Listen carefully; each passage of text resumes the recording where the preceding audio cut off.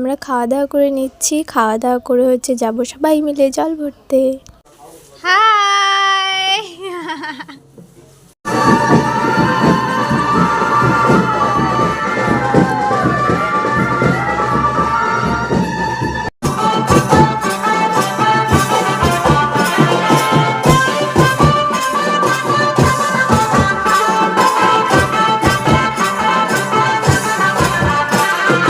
আর জল ভরতে গিয়ে নাচানাচি করে আমার আর বুনুর এত গরম লেগে গিয়েছিল, মানে কি বলবো।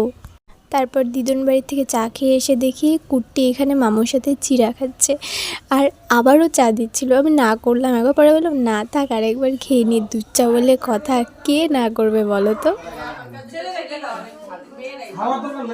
ছেলে